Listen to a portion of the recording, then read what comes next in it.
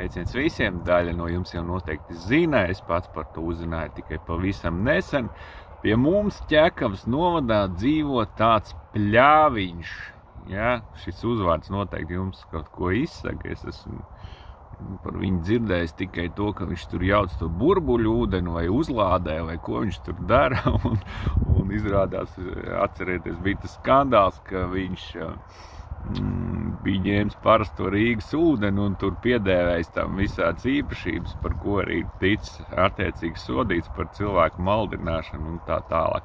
Bet vārds sakot, kas ir tagad šitas čalis, man liekas, ka viņš jaunlatviešos kopā ar to Klēbahu un tur to vēl vienu, neatceros, Brēmani, vārds sakot, tie tagad tas Pļaviņš ir aizgājis, uztaisījis provokatīvu video uz Ķekavas novada būvvaldi, izņirgājies par labu būvvaldes darbinieci Maju Zambergu.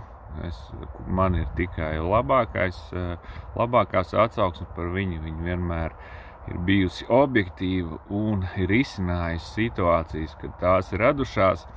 Vārds sakot, viņš ir gājis pie viņas kabinetā, nekaunīgi filmējis un dažādas nepatiesības stāstījis un provocējis, vārds sakot, šo Maju un pazemojis viņu kameras priekšā un tagad savam tam sekotāju pūlim mēģina iebarot, ka viņa ir ļauna un ko viņa tur vispār par cilvēkiem neiejūtīga un tā tālāk.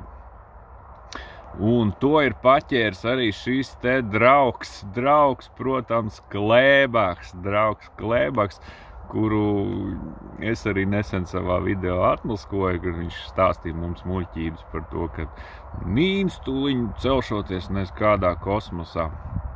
Un viņš, tas Klēbaks, atsaucosies uz šo te burbuļinātoru Pļaviņa video, ir ierakstījis jau Facebookā, ka lūk, katras 7 dienas tagad katrs kopīpašnieks dabūšot sodu 300 eiro apmērā. Draugi, ziniet, un pārējie iedzīvotāji, tās ir pilnīgas muļķības. Neviens katras 7 dienas netaisās likt 300 eiro sodu. Bet ziniet, ja kopīpašnieki nevar 5 gadu laikā tikt galā ar vienu to savu tās daļas īpašnieku, kopējā īpašuma daļas īpašnieku, un pat nav gājuši ar viņu runāt par šo lietu, lai dokumentus sakārtot. Tas liecina tikai par to, ka pašvaldība nevar ilgāk uz šo noraudzīties, nevar stāvēt malā, un, protams, ka nelikumīga būvniecība agri vai vēlu ir jāsakārto.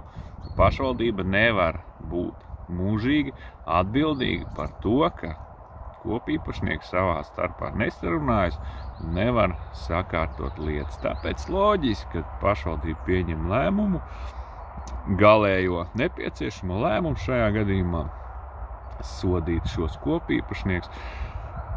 Iespējams, jā, būs vienreiz jāsamaksā šis sods, bet pēc tam šo sodu var piedzīt no šī te pēdējā kopīpašnieka, kurš pārējiem ir kavējis, tā teikt, attīstību un attīstīt savus īpašumus.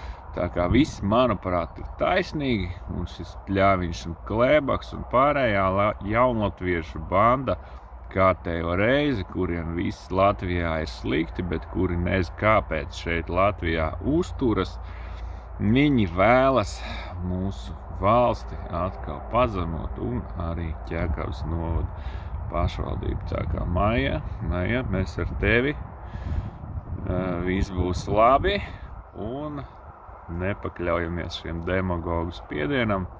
Sauc mūs Latvijai un, protams, slava Ukrainai!